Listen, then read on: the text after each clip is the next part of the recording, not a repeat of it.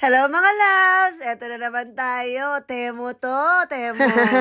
Literal na Temo. Abay, kailangan ko na ng sabitan ng bag kaya umorder ako dito sa Temo. Akalain nyo napakamura, 1,000 yen. Totoo ba kaya? Sabi ko nga sa mga anak ko, baka na-prank lang ako. Baka 3 bag pa lang ang sinasabit namin, malaglag na agad. Abay, na-scam pa. Ito nga tint for eyebrow, 100 yen. Tapos ito naman, 200 yen. At ito si Kuya Labs, excited din dahil umorder din siya ng lagayan ng kanyang bola. Nung nakita namin ito sa sports house, siguro mga 6,000 yen.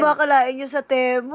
800 yen. Ito nga si Bunso, excited din. Binilan ko din siya ng sabitan ng bag niya kung saan-saan kasi nakalagay ang mga bags. O, ito nga ako na lang taga-video nila kasi sila na rin nagbubukas. At sila na rin na magkukumpune. Sige nga, ewan ko lang kung kaya nila yan. O, diba? Si nanay din ang pinagawa nila dahil di daw nila makuha. Kanina lang agawan silang dalawa ngayon wala na. Wala nang gustong humawak ng tornilyo. Buti na lang, medyo alam ko na lahat. Mapababae, mapalalaking gawain. Abay, ganoon ang ulirang ina. Kailangan mapag-aralan na lahat. Para kahit anong dapat gawin, may alam tayo. Ganon. So, ayan na. Nauna na yung kay Kuya Love. May lagayan na yung mga soccer balls niya. Actually, 4 ang bola niya, pero hanggang 3 lang yung nabili ko dahil medyo kamahalan na yung pang-4. Ayan pa nga, sinampulan pa nga tayo ni Kuya Love. Pagbutihan mo lang yan, Kuya Love. Nako. Susunod na bibilin ko, soccer field. Charing lang. O, ito na si Bunso. Ano nang ginagawa? Imbis na tumulong. Abay, ginawang trumpet yung sabitan Kalokohan talaga ng batang ito Napakagaling. So, ito na yung aking sabitan ng bag sa wakas. Medyo matibay naman siya. At ito nga tilagyan ko na ng mga bagelya para malaman natin kung matibay talaga. Oh, proven and tested. Napakamura na. Tapos ang dami ko pang bag na isabit. Next naman natin to. Ito talaga mas mura kasi this one is 500 yen. Hindi siya discrew pero okay na rin Ayan, may sabitan na ng bag ang aking bunsong anak. Dito na sabitan ng mga kanyang sombrero. O tignan nyo, nasabitan ko pa nga ng aking bags. Hindi lang to pwedeng sabitan ng marami dahil hindi siya ganun katibay.